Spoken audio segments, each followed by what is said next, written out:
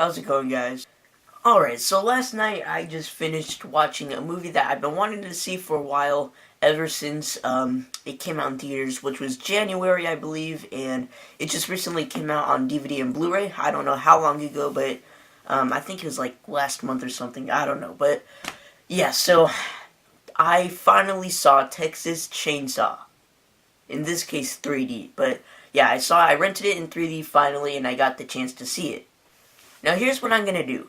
I'm gonna tell you guys what I didn't like about this movie, and what I did like about this movie, because I do have mixed feelings for it, but let me just first start off by telling you the plot. Okay, so, keep in mind that the original Texas Chainsaw Massacre came out in 1974. This is something big, a big mistake they had in the movie.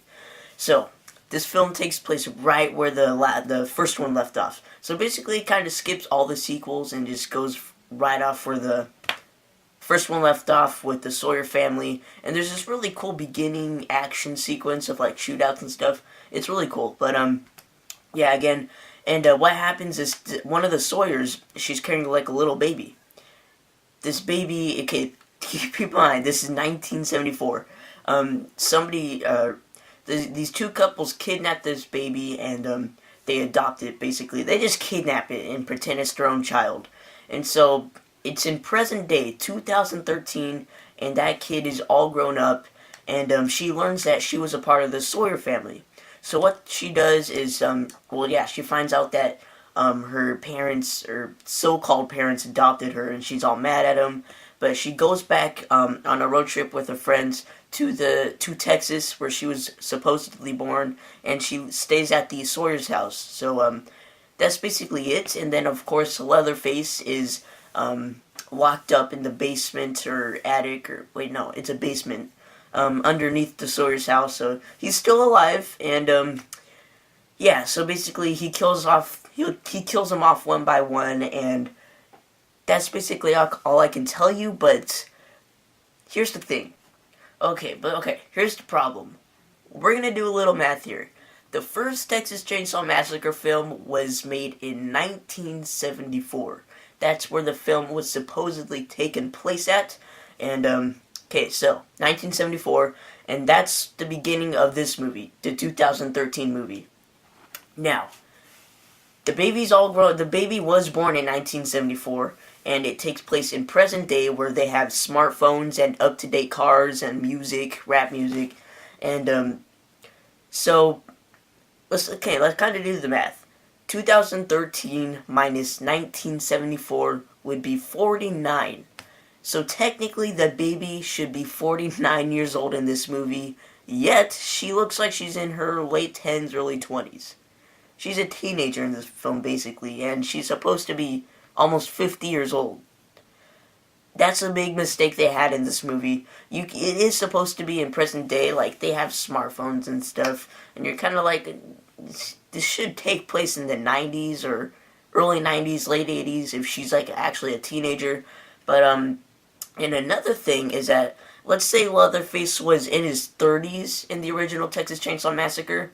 So 1974 up to 2013 would mean that he would be 79 years old. He would be an 80-year-old person in this film with a chainsaw. So, I don't know. That's kind of just... That's the thing that I just kind of had to throw out to you guys there. That's just a big mistake you should never ever do in a film. The acting was not very good, not really at all, especially from Trey Songz. Why is he in this movie? I don't know, but, let's see, what else was I going to talk about? Okay, this movie is laughably bad, alright? This is a bad movie. It's not a good movie, and it's not well made. It really isn't. You cannot actually call this movie a good movie. It's not a good movie. It is horribly executed, terrible script. The acting was horrible. It's not a very well-made movie, but, you know, it's okay to like terrible movies every once in a while. I liked this movie, but it is terrible. I am aware that this is a bad movie, but I liked it. I liked it for what it was. It was a good film, very enjoyable, but it's still a bad movie. Like, Okay, there's a part, I need to tell you guys this. There's a part in the film where Leatherface, there's like a 10-minute chasing of Leatherface chasing the teenagers with his chainsaw out in the woods. He like chases them from his basement out into like all these roads. It's kind of ridiculous. And then he like, she keeps falling every 2 minutes. She just falls and gets hurt. And then, next thing you know, she gets up, runs, she's all fine. And then it's just kind of ridiculous how he chased down those teenagers for 10 minutes straight. You just have to see it for yourself. It's kind of hard to explain, but it's pretty laughable, and I couldn't stop laughing throughout that part. As for the 3D in the movie, the 3D wasn't very good either. It was cool at parts, but not all of it. There's probably like a couple of scenes where the chainsaw would come out of the screen, and you'd be like, oh, that's so cool, but other than that, the 3D really, there didn't really need to be 3D used in this movie, but I'm still probably going to buy it in Blu-ray 3D just because I need to expand my Blu-ray 3D collection. So, yeah, the 3D was meh, but still pretty cool, I would still probably rather watch the 3D than the standard version just because 3D's fun.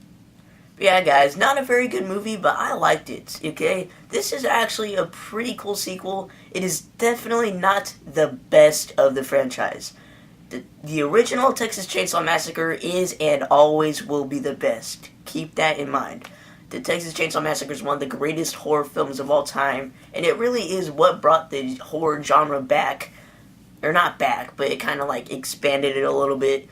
But you kind of have to give credit to it, because without that movie, there would be no horror movies out there like this one. But, yeah, the first one is and always will be the best. However, this sequel is not the worst sequel ever. I still think there's a couple more. It's like it's sort of in the middle. It's not the worst, it's not the best, but it's fun to watch. It's a fun popcorn flick. Definitely not. I wouldn't call this the best movie of the year. Probably not even going to be in my top 10 best horror movies of the year. It's not that good, but it's still enjoyable. Alright, guys. Overall, I think I might be a little high on this rating, but I'm probably going to give Texas Chainsaw 3D 3.5 out of 5 stars. I would have given this film, I think, deserves like a 3 or 2 out of 5, but I'm giving it 3.5. I really like this movie.